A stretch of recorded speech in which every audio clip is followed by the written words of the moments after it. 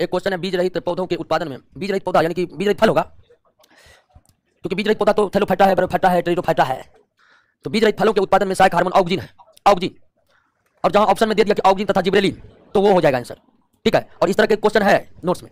तो अगर ऑप्शन में हार्मोन अलग अलग दिए हैं, फल के बीज रहित फलों के उत्पादन के लिए जिम्मेदार हार्मोन कौन है, और ऑप्शन में 4 अलग अलग हार्मोन है, तो निश्चित तौर पर ऑक्सिन।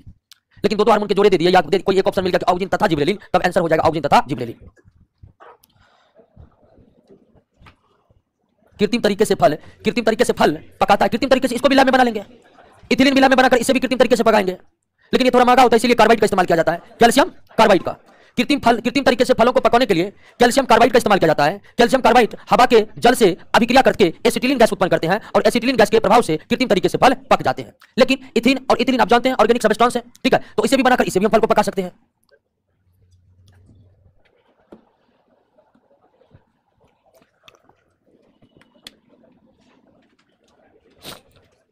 कार्बाइड इथिलीन नहीं है, कैल्शियम कार्बाइड होता है, जो रिएक्ट करता है वातावरण के जलवाष्प और कौन सा गैस छोड़ता है।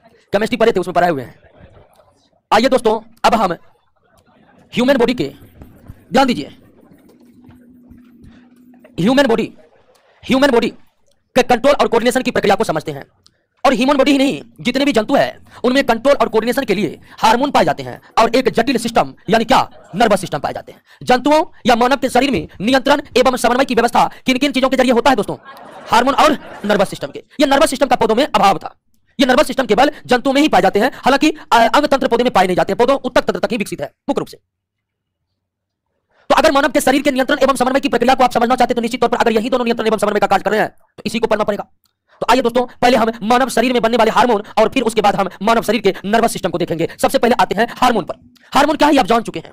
हार्मोन एक जटिल कार्बनिक पदार्थ है जो जंतुओं के शरीर में या फिर पौधों के शरीर में नियंत्रण एवं समन्वय के कार्यों को अंजाम देते हैं। लेकिन पौधे के हार्मोन जंतुओं की तरह वास्तविक नहीं होते हैं। वास्तविक हार्मोन केवल जंतुओं में ही निकलते हैं, और वास्तविक हार्मोन केवल जंतुओं में निकलते हैं। तो ये हार्मोन बनते कौन दोस्तों, तो मानव के शरीर में 2 प्रकार की ग्रंथियां होती है। एक एक्सोक्राइन ग्लैंड, जिसको क्या कहते हैं, बहिस्रावी, और दूसरा एंडोक्राइन ग्लैंड, यानी क्या, अंतःस्रावी। मानव के शरीर में मुख्य रूप से कितने प्रकार की ग्रंथियां हैं, 2 प्रकार के, अंतःस्रावी ग्रंथि और बहिस्रावी ग्रंथि, इंडोक्राइन ग्लैंड और एक्सोक्राइन ग्लैंड। हालांकि कुछ ग्रंथियां हैं जो मिश्रित प्रकृति के हैं, अर्थात वो एक्सोक्राइन की तरह भी काम करते हैं और इंडोक्राइन की तरह काम करते हैं। पेनक्रियाज का तो नाम आप जानते ही होंगे। पेनक्रियाज का आधा भाग जो है वो एक्सोक्राइन की तरह काम करता है, आधा इजलेट्स ऑफ लैंगरहैंस वाला भाग इंडोक्राइन की तरह काम करता है। तो कुछ ऐसे भी ग्रंथियां हैं जो मिश्रित प्रकृति के हैं, अर्थात वे बहिस्रावी और अंतःस्रावी दोनों की तरह काम करते हैं। लेकिन अगर ग्रंथियों को हम 2 मुख्य भागों में बांटे, तो यही 2 मुख्य भाग अंतःस्रावी और बहिस्रावी। अब ये कैसी ग्रंथियां हैं, ये नाम से ही स्पष्ट हो रहा है कि ये कैसी ग्रंथियां। ऐसी ग्रंथियां जिसमें बनने वाले पदार्थ ग्रंथि के अंदर ही स्रावित हो जाते हैं, उन्हें क्या कहते हैं, इसका नाम है अंतःस्रावी। तो मानव शरीर में पाई जाने वाली ऐसी ग्रंथियां, सबसे पहले अगर ग्रंथि शब्द आ गया है, तो ग्रंथि अंग कोई भी है, समझ जाइए वहां किसी ना किसी चीज का निर्माण होगा। ग्रंथि का मतलब यह है, ग्लैंड का मतलब यह है निर्माण करने वाले अंग, निर्माण कोई ना कोई निर्माण होगा। तो ऐसी ग्रंथियां जिसमें निर्मित पदार्थ उस ग्रंथि के भीतर ही स्रावित हो जाते हैं, उसे क्या कहते हैं, अंतःस्रावी ग्रंथि। ऐसी ग्रंथियां जिसमें निर्मित होने वाले पदार्थ उस ग्रंथि के अंदर ही स्रावित हो जाते हैं, उसे क्या कहते हैं, अंतःस्रावी ग्रंथियां। ऐसी ग्रंथियां जिसमें निर्मित होने वाले पदार्थ अंदर में नहीं बल्कि ग्रंथि से बाहर आकर स्रावित होते हैं, उसे क्या कहेंगे, बहिस्रावी। तो ये ग्रंथियां क्या है, ये नाम से ही स्पष्ट है। अब इस ग्रंथि में जो कुछ भी बनते हैं वो इस ग्रंथि के अंदर नहीं बाहर में आकर स्रावित होते हैं। तो कैसे होते हैं, तो दोस्तों इस ग्रंथि में नली पाई जाती है। क्या पाई जाती है, नली पाई जाती है। बहिस्रावी ग्रंथि में क्या पाई जाती है, नली पाई जाती है, डक्ट पाई जाती है, नली को अंग्रेजी में डक्ट कहते हैं। जबकि अंतःस्रावी ग्रंथि में नली यानी कि डक्ट नहीं पाई जाती है, डक्ट नहीं पाई जाती है दोस्तों। अब अंतःस्रावी ग्रंथि में कोई नलियां नहीं है, इसलिए इसमें जो कुछ भी बनता है ना अंदर में ही स्रावित हो जाता है, क्योंकि बाहर निकलने की कोई व्यवस्था है ही नहीं इस ग्रंथि में। जबकि इस ग्रंथि में क्या पाई जाती है, इसलिए इस ग्रंथि में जो कुछ भी बनते हैं वे नलियों के माध्यम से वहां जाते हैं जहां इसका गंतव्य स्थान है। ये इसमें जो नलियां पाई जाती है इस ग्रंथि में, ये नलियां वहीं पर जाकर खुलता है जहां इसको खुलनी चाहिए, अर्थात अपने गंतव्य स्थान पर। श्वेत ग्रंथि हमारे त्वचा में है और वह एक बहिस्रावी ग्रंथि है, क्योंकि उसमें नलियां है और वो नलियां ठीक त्वचा के ऊपरी सतह पर आकर खुलता है, ठीक ऊपरी सतह पर आकर खुलता है। तो अंतःस्रावी ग्रंथि दोस्तों, अंतःस्रावी ग्रंथि और बहिस्रावी ग्रंथि में मुख्य अंतर क्या है, ये बात समझ गए कि ऐसी ग्रंथि जिसमें नलियां पाई जाती है उसे क्या कहते हैं, क्या कहते हैं दोस्तों, और जिस ग्रंथि में नली नहीं पाई जाती है उसे क्या कहते हैं, अंतःस्रावी ग्रंथि। कोई दिक्कत नहीं। अब आइए दोस्तों कि ये जो बहिस्रावी ग्रंथि है, ठीक है, ये जो बहिस्रावी ग्रंथि है ये प्रायः एंजाइम का निर्माण करती है। किसका निर्माण करती है, जिसका काम होता है भोजन का पाचन करना। अब बहिस्रावी ग्रंथि अधिकांशतः किसका निर्माण करता है, एंजाइम का निर्माण करता है। किसका निर्माण करता है, एंजाइम का निर्माण करता है, और एंजाइम का कार्य भोजन को पचाने में है, एंजाइम का कार्य भोजन को पचाने में है। और इस हार्मोन का निर्माण अंतःस्रावी में किसका निर्माण होता है, हार्मोन का निर्माण होता है। अंतःस्रावी में किसका निर्माण होता है, हार्मोन का निर्माण होता है। तो ऐसी ग्रंथि जो नलिका विहीन होती है उसे क्या कहते हैं, अंतःस्रावी। अंतःस्रावी ग्रंथि में किसका निर्माण होता है, हार्मोन का निर्माण होता है। ऐसी ग्रंथि जो नलिका युक्त होती है उसे क्या कहते हैं, बहिस्रावी ग्रंथि। बहिस्रावी ग्रंथि में किसका निर्माण होता है, एंजाइम का काम क्या होता है, जिसको आप 6 नंबर चैप्टर में ही पढ़ चुके हैं कि कौन कौन एंजाइम कौन कौन भोजन को पचाता है, कैसे पचाता है, तो पढ़ चुके हैं। हमारा विषय अब किस पर है दोस्तों, अंतःस्रावी ग्रंथि। तो मानव के शरीर में बनने वाले हार्मोन जो नियंत्रण एवं समन्वय के कार्य करते हैं, यह मानव शरीर के किस अंग में बनते हैं? अंतःस्रावी। अब ध्यान दीजिए कि अंतःस्रावी में हार्मोन बनते हैं और हार्मोन का काम नियंत्रण एवं समन्वय का है, लेकिन जहां बनते हैं वहीं पर रह जाते हैं। अंतःस्रावी में हार्मोन बनता है तो अंदर में ही स्रावित हो जाता है। तो हार्मोन एक ही जगह स्रावित होता है, जबकि हार्मोन की जरूरत संपूर्ण शरीर में है। हार्मोन अंतःस्रावी ग्रंथि में बनकर उसी ग्रंथि के अंदर ही स्रावित हो जाते हैं, लेकिन इन हार्मोन का कार्य संपूर्ण शरीर में होगा, क्योंकि कंट्रोल और कोऑर्डिनेशन की व्यवस्था शरीर के किसी एक खास जगह पर तो नहीं होगी, संपूर्ण शरीर की ना होगी जी। तो हार्मोन एक ही जगह बनते हैं और वहीं स्रावित हो जाते हैं, जबकि इसकी जरूरत संपूर्ण शरीर में है, जबकि इसकी जरूरत संपूर्ण शरीर में। तो हार्मोन शरीर में एक भाग से दूसरे भाग तक कैसे जाते हैं? तो जितने भी अंतःस्रावी ग्रंथियां हैं ना, उसके भीतर रक्त नलियों का एक जाल बना हुआ है। जितने भी अंतःस्रावी ग्रंथि हमारे शरीर में है, उस सभी अंतःस्रावी ग्रंथियों के भीतर रक्त नलियों का जाल बिछा हुआ है। हार्मोन इस ग्रंथि में बनकर इसी के अंदर उस सीधे रक्त नली में आ जाते हैं और रक्त नली में आकर रक्त में मिल जाते हैं और रक्त के द्वारा संपूर्ण शरीर में प्रवाहित हो जाते हैं। यानी मानव शरीर में अंतःस्रावी ग्रंथियों में बनने वाला हार्मोन शरीर के एक भाग से दूसरे भाग में रक्त यानी ब्लड के माध्यम से पहुंचते हैं। किसके माध्यम से पहुंचते हैं? ब्लड के माध्यम से पहुंचते हैं। क्लियर हो गया? समझ गया अंतःस्रावी ग्रंथि और बाह्यस्रावी ग्रंथि में क्या अंतर है? इसमें कोई दिक्कत नहीं ना। अब हमारा तो टॉपिक क्या है? अंतःस्रावी ग्रंथि। तो मानव के शरीर में हार्मोन निर्माण करने के लिए कौन सी ग्रंथियां हैं? हार्मोन एक भाग से दूसरे भाग में किसके माध्यम से पहुंचते हैं?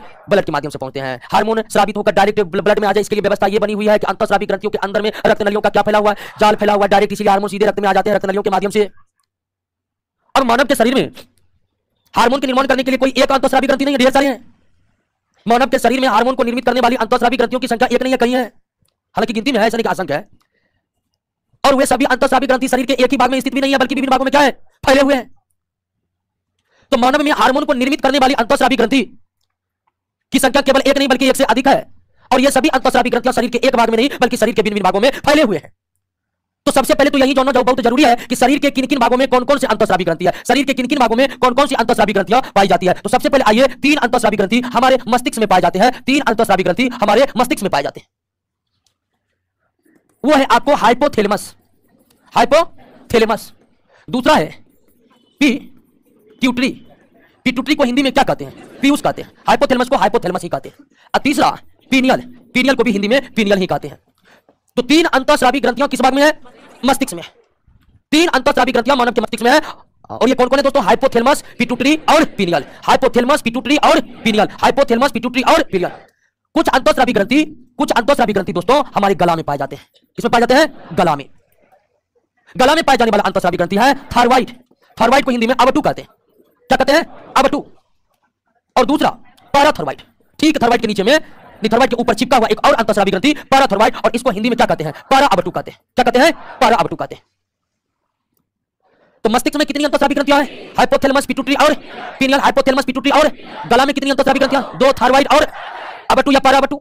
शेष जितने भी अंतःस्रावी ग्रंथियां हैं वो है आपको एब्डोमिनल कैविटी में, यानी कि सीधे आप कह सकते हैं पेट में पाए जाते हैं। पेट वाले भाग में।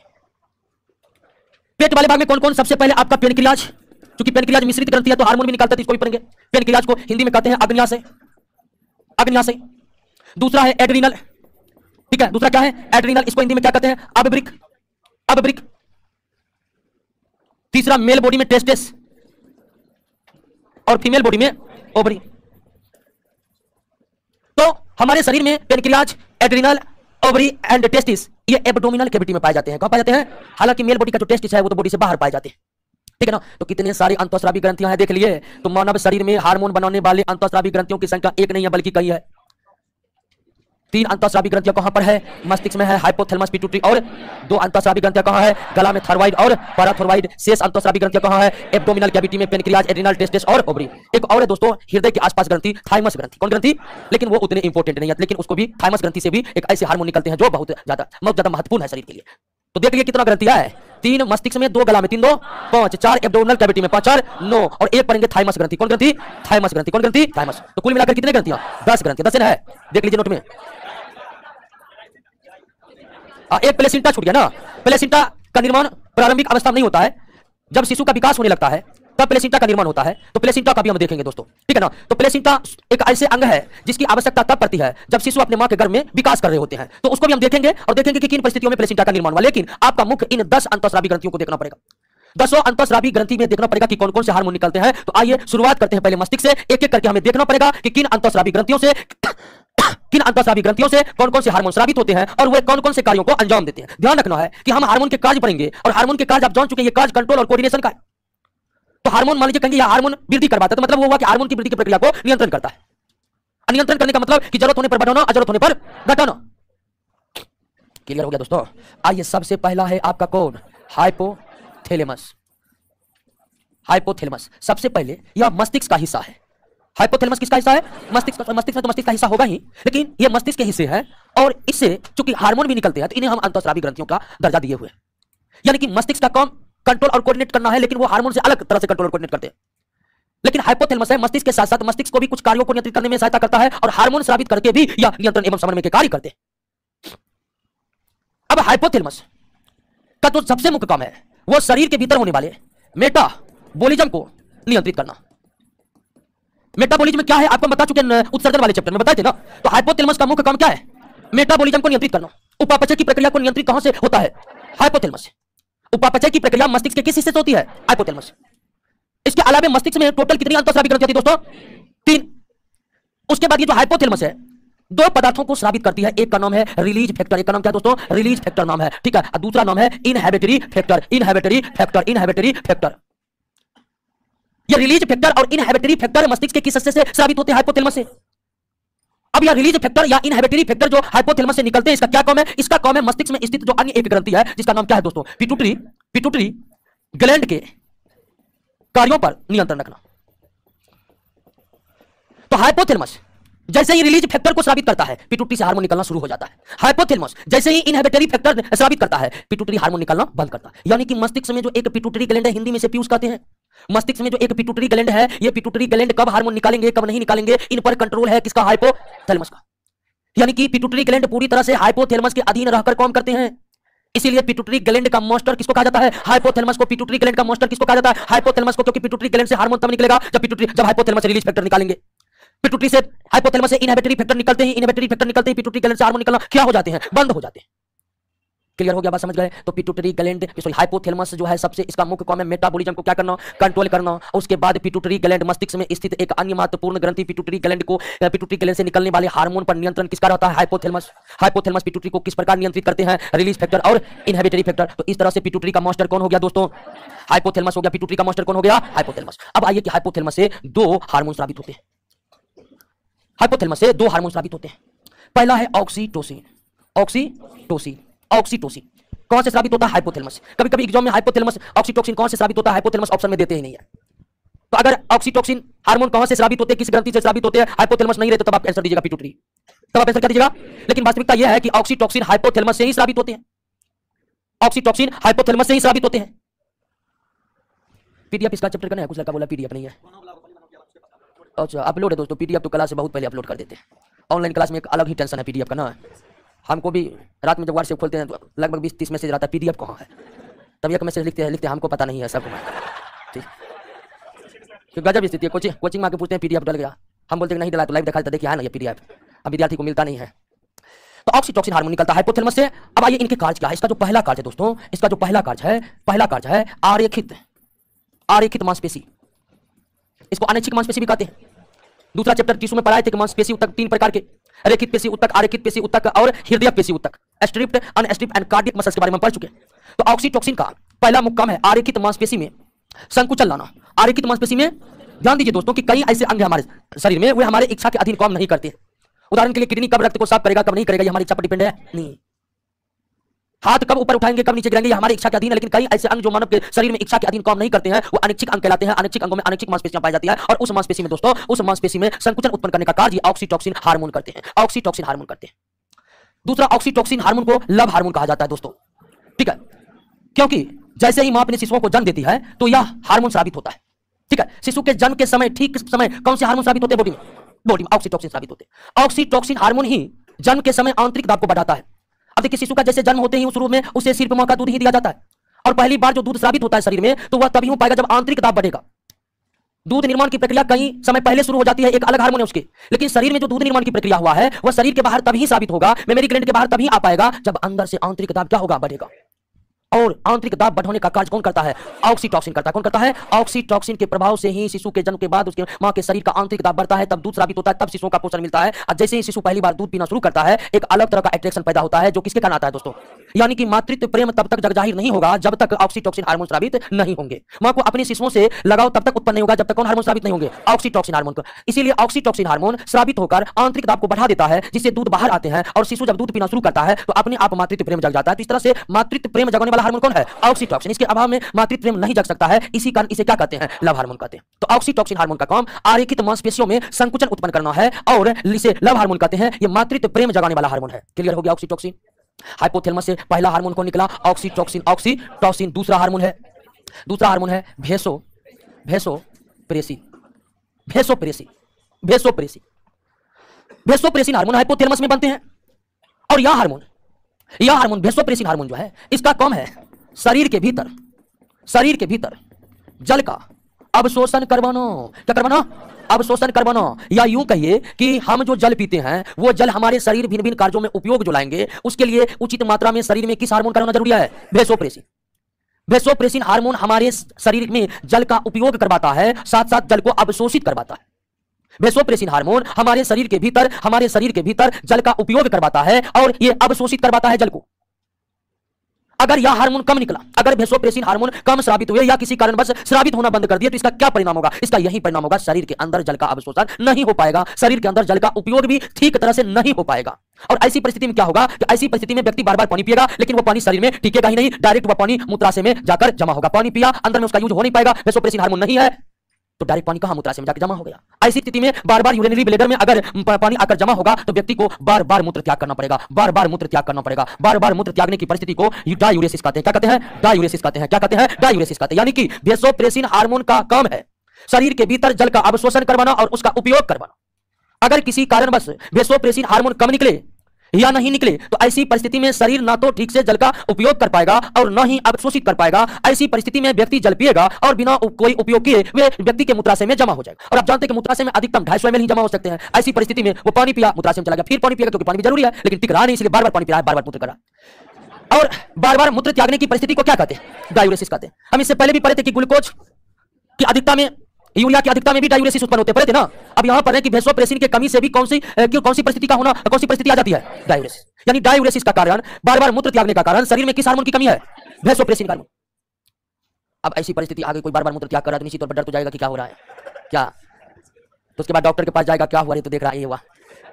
तो ऐसी परिस्थिति में नॉर्मल है, एक वेसोप्रेसिन की सुई डॉक्टर के द्वारा लगा दी जाती है। अब वेसोप्रेसिन की सुई जैसे लगा मूत्र बंद। अगर सामान्य व्यक्ति को भी वेसोप्रेसिन का सुई लगा दे तो क्या हो जाएगा? तो मूत्र बंद हो जाएगा। तो बार बार मूत्र त्याग की बीमारी, बार बार मूत्र त्याग की जो परिस्थितियां उत्पन्न होती है, ऐसी स्थिति में कौन सी सुई इंजेक्ट की जाती है? वेसोप्रेसिन। अब वेसोप्रेसिन की सुई लगाते ही दोस्तों, वेसोप्रेसिन को सुई लगाते ही मूत्र त्याग जो है वह रुक जाता है। एक सामान्य व्यक्ति को भी अगर वेसोप्रेसिन की सुई लगा दे, तो उसका मूत्र रुक जाएगा। इस कारण वेसोप्रेसिन को एंटी डायूरेटिक हार्मोन कहते हैं। क्या कहते हैं? एंटी डायूरेटिक हार्मोन कहते हैं। वेसोप्रेसिन को क्या कहते हैं दोस्तों? एंटी डायूरेटिक हार्मोन कहते हैं। वेसोप्रेसिन को क्या कहते हैं? एंटी डायूरेटिक हार्मोन कहते हैं। डायूरेटिक मतलब बार बार मूत्र त्यागना, और एंटी लग गया मतलब उसका अपोजिट। तो वेसोप्रेसिन हार्मोन चूंकि मूत्र त्याग को रोक देता है, इसीलिए इसे क्या कहा जाता है? Anti diuretic hormone. तो इस तरह से हाइपोथैलेमस ग्लैंड से दो हार्मोन निकलते हैं दोस्तों। हाइपोथैलेमस ग्लैंड से दो हार्मोन निकलते हैं, ऑक्सीटोसिन और वेसोप्रेसिन। क्लियर हो गया? समझ गए दोनों हार्मोन? पढ़िए तो एक बार।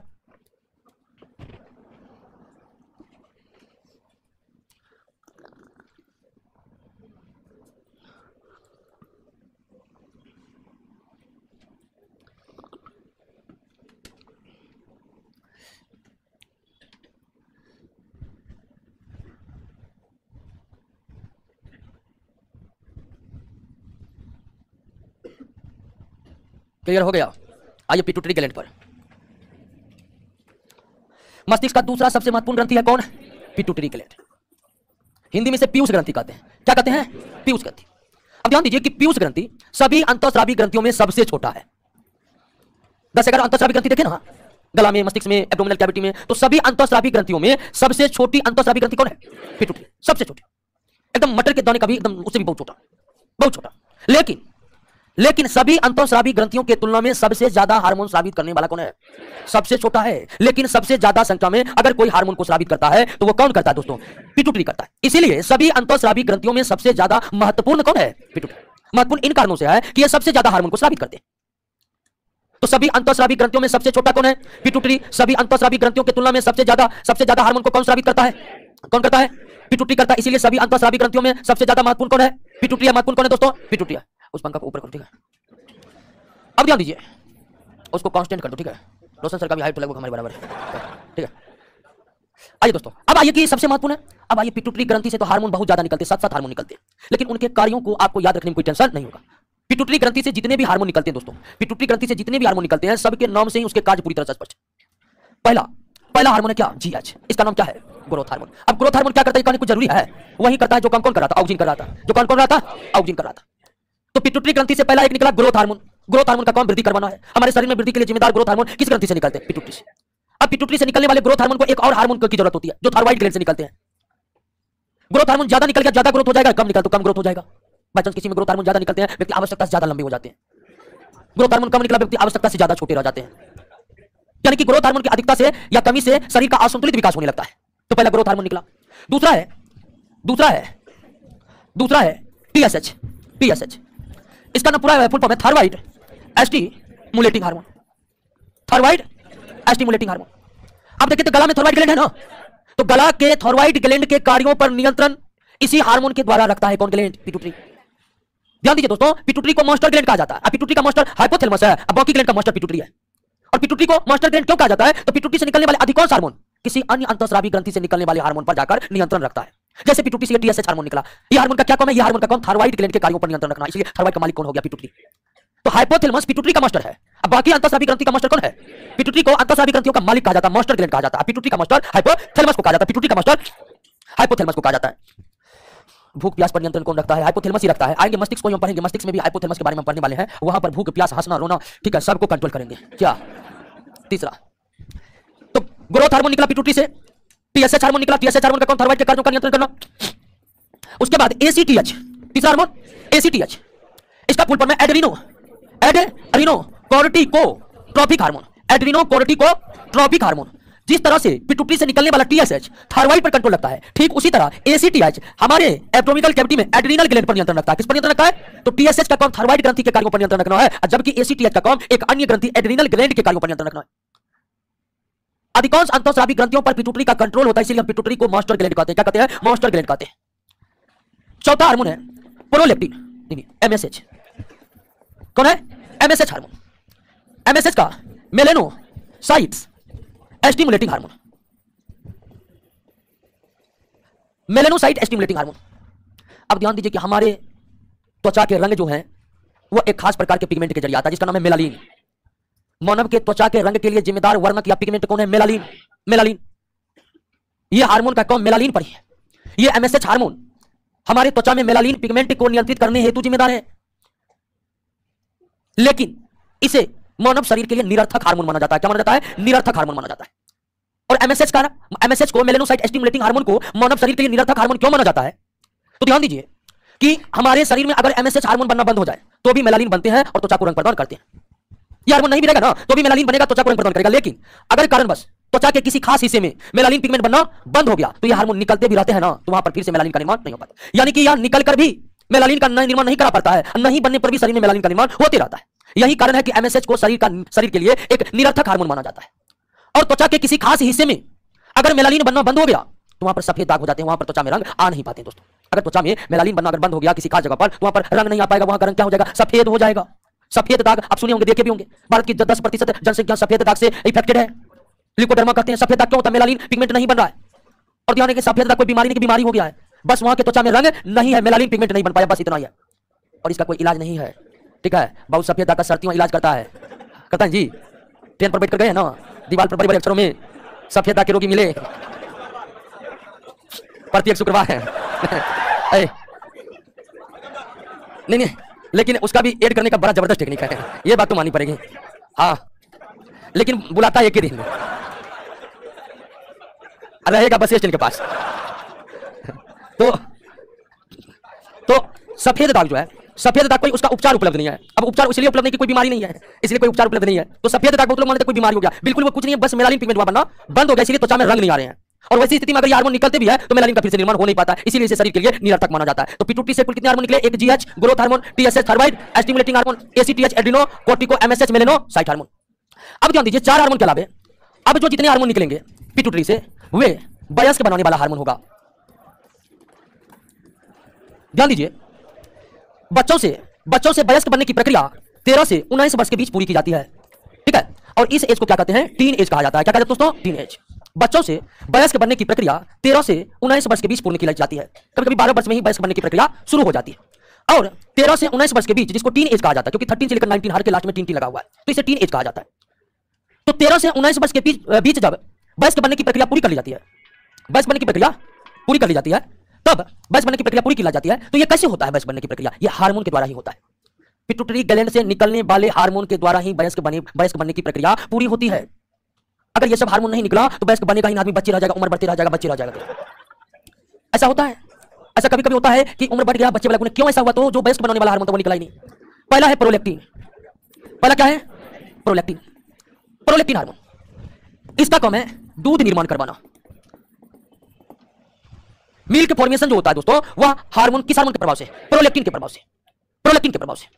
और आश्चर्यजनक बात यह है कि हार्मोन मेल फीमेल दोनों बॉडी में वो भी समान मात्रा में निकलते हैं। हंसिए मत समझिए। प्रोलैक्टिन हार्मोन समान मात्रा में मेल फीमेल दोनों बॉडी में निकलते हैं, लेकिन इसका उपयोग केवल फीमेल बॉडी में है, क्योंकि मेल बॉडी में दूध निर्माण की प्रक्रिया होगी नहीं दोस्तों। तो मेल बॉडी के लिए हंसिएगा तब कैसे पढ़िएगा? आइए दोस्तों, आप यहां पढ़ने में शर्मा रहे, मेडिकल कॉलेज में कैसे पढ़िएगा? आइए दोस्तों, प्रोलैक्टिन हार्मोन समान मात्रा में मेल फीमेल दोनों बॉडी में निकलते हैं, लेकिन मेल बॉडी के लिए निरर्थक हार्मोन हो गया। एक और हार्मोन निरर्थक हुए थे, ठीक है, एमएसएच। तो प्रोलैक्टिन हार्मोन मेल बॉडी के लिए निरर्थक है, लेकिन फीमेल बॉडी में इसका इस्तेमाल होगा। छठा है दोस्तों एफएसएच हार्मोन। एफएसएच हार्मोन इसको कहते हैं follicle stimulating hormone. Follicle stimulating hormone ये हार्मोन के स्रावित होने के बाद, ये हार्मोन के यानी फॉलिकल स्टिमुलेटिंग हार्मोन आने के बाद जो जनन अंग है वो क्रियाशील होते हैं, और इसी के प्रभाव से एफएसएच हार्मोन के प्रभाव से फीमेल बॉडी में ओवा निर्माण की प्रक्रिया शुरू होती है और मेल बॉडी में एस्पर्म निर्माण की प्रक्रिया शुरू होती है। ओवा निर्माण की प्रक्रिया को ओजेनेसिस कहते हैं, एस्पर्म निर्माण करने होने की प्रक्रिया को एस्पर्मेटोजेनेसिस कहते हैं। तो FSH hormone follicle stimulating hormone दोस्तों यह जनन अंग को सक्रिय करने वाले हार्मोन है। इसी हार्मोन के स्रावित होने के बाद फीमेल बॉडी में ओवरी के द्वारा ओवा का निर्माण शुरू होता है, मेल बॉडी में टेस्टिस के द्वारा स्पर्म का निर्माण शुरू होता है। और विपरीत लिंगों में आकर्षण पैदा करने वाला हार्मोन भी कौन है दोस्तों? एफएसएच हार्मोन, ठीक है। तो एफएसएच हार्मोन जब पहली बार निकलता है बॉडी में, तो बॉडी में भयानक परिवर्तन होते हैं, और ये परिवर्तन मुहासे के रूप में दिखते हैं। किस रूप में दिखते हैं? मुहासे के रूप में दिखते हैं। हार्मोन निकलेगा पहली बार, जगह जगह फोड़े निकल जाएंगे आपको, और उसके बाद शरीर में एक पूरा परिवर्तन होता है। आप बॉडी देखे होंगे कि 10-12 साल में किसी को देख लीजिए, 3 साल बाद देखने आइए पहचान में नहीं आएगा, ठीक है। इतना ज्यादा शारीरिक परिवर्तन हो रहा होगा, किस हार्मोन के कारण? एफएसएच हार्मोन कारण, ठीक है ना। और विपरीत लिंग के प्रति आकर्षण भी एफएसएच के कारण। अब आइए तीसरा, 7वां हार्मोन है एलएच हार्मोन, ल्यूटिनाइजिंग हार्मोन। इसको क्या कहते हैं? Luteinizing hormone. एफएसएच हार्मोन ओवा या स्पर्म बनवाना शुरू करता है, एलएच हार्मोन साबित होने से बॉडी से उसका सेक्रेशन होना शुरू हो जाता है। यानी एलएच हार्मोन मेल बॉडी से स्पर्म का निष्कासन करवाता है और फीमेल बॉडी से ओवा का निष्कासन करवाता है। इस तरह से पिट्यूटरी ग्लैंड से निकलने वाले 3 हार्मोन प्रोलैक्टिन, एफएसएच और एलएच हार्मोन टीन एज में वयस्क बनने की पूरी प्रक्रिया को पूरी करते हैं दोस्तों। क्लियर हो गया? तो इस तरह से पिट्यूटरी ग्लैंड से निकले हार्मोन काफी ज्यादा महत्व है। इसके द्वारा सभी प्रकार के हार्मोन निकलते हैं जो अन्य ग्रंथियों पर नियंत्रित रखते हैं और उन सभी हार्मोन को स्रावित करते हैं, जिससे वयस्क बनने की प्रक्रिया पूरी होती है। क्लियर हो गया? तो मस्तिष्क में कुल कितने ग्रंथि हैं? 3। हाइपोथैलेमस हो ही गया, पिट्यूटरी हो ही गया। पीनियल को देख ही लेते हैं, पीनियल को इंपॉर्टेंट नहीं है, पीनियल को देख ही लेते हैं। मस्तिष्क का खेल समाप्त हो जाएगा आज। पीनियल ग्लैंड, ध्यान दीजिए दोस्तों कि पीनियल ग्लैंड की कार्यप्रणाली की संपूर्ण जानकारी आज भी जीव वैज्ञानिकों को ठीक तरह से प्राप्त नहीं हुआ है। बात को समझ आ गया? पीनियल ग्रंथि के कार्यप्रणाली का सही तरीके से पता आज भी नहीं लगा है, और नहीं लगने का कारण यह है कि वयस्क होते होते मस्तिष्क में यह ग्रंथि लुप्त हो जाती है या इतनी छोटी हो जाती है कि उस पर रिसर्च करना संभव नहीं रह जाता है। जवानी में मस्तिष्क खोलकर पीनियल ग्लैंड को निकालने देगा क्या? तो यही कारण है कि पीनियल ग्रंथि पर आज भी संपूर्ण जानकारी निकलकर सामने नहीं आया। लेकिन मस्तिष्क में स्थित यह ग्रंथि पूरे उम्र भर क्रियाशील नहीं होती है। वयस्क होने के काफी लंबे समय बाद यह ग्रंथि धीरे धीरे क्या होती जाती है? छोटी होती जाती है, लुप्त हो जाती है। इस ग्रंथि से 2 हार्मोन निकलते, एक मेलाटोनिन और दूसरा सेरोटोनिन।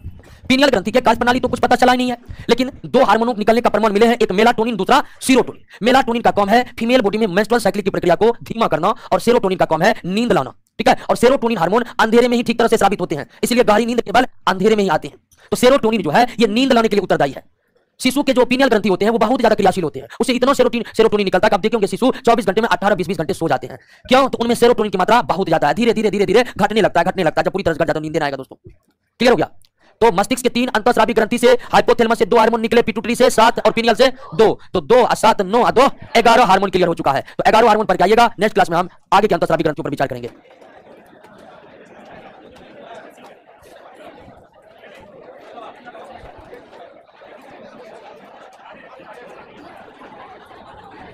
विपरीत लिंग के प्रति आकर्षण, एफएसएच एलएस की प्रकृति एक ही है।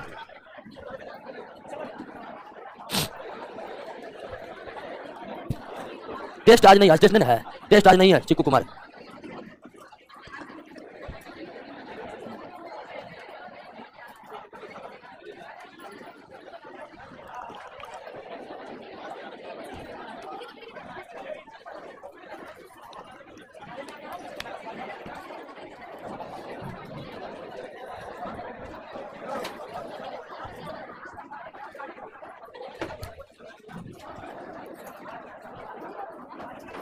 कल क्लास होगा, सूचना दे दी जाए टेलीग्राम पर। वो कभी कोई नहीं पढ़ना है, बायोलॉजी में बस इतना ही काफी है। रोशन सर बोले थे, रोशन सर आज नहीं है दोस्तों, इसलिए टेस्ट नहीं हो रहा।